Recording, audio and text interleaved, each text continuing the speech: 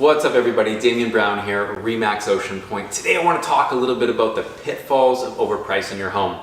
One of the biggest pitfalls is it simply won't sell. The odds are against you. It's like low single-digit percentage points of the amount of homes that actually sell above market value, not above asking, above market value. So in addition to the fact that the probabilities are not on your side, you also open yourself up to a lot of potential risk.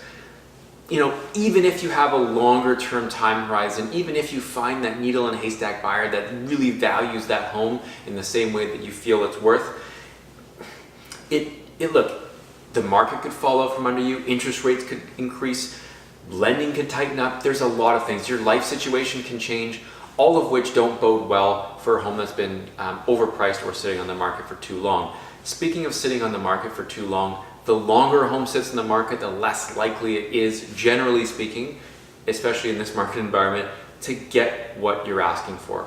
Also, money follows attention.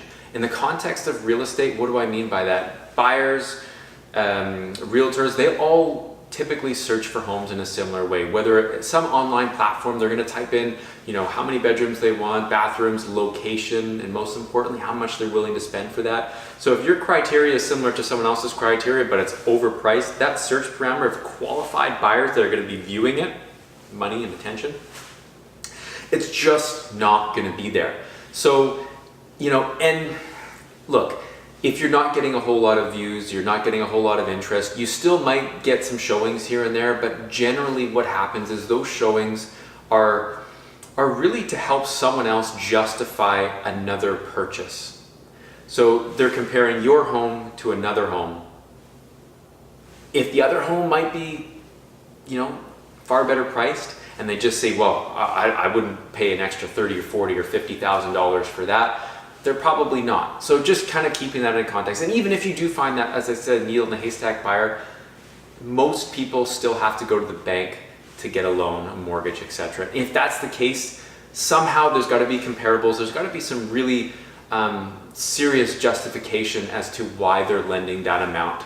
So that can tie up the deal in the end.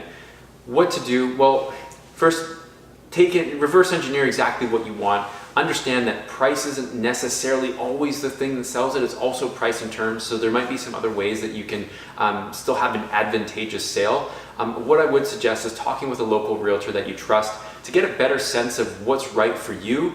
They'll be able to kind of give you a pretty intense and very specific background of what your home should be selling for, what you might be able to do to actually increase the value of your home potentially before going to market, to be able to get more closely aligned with what you're looking for. I'd be happy to have that conversation to see your unique circumstance and if I might be able to help get you the best return on your investment. Feel free to give me a shout, and thanks again for watching.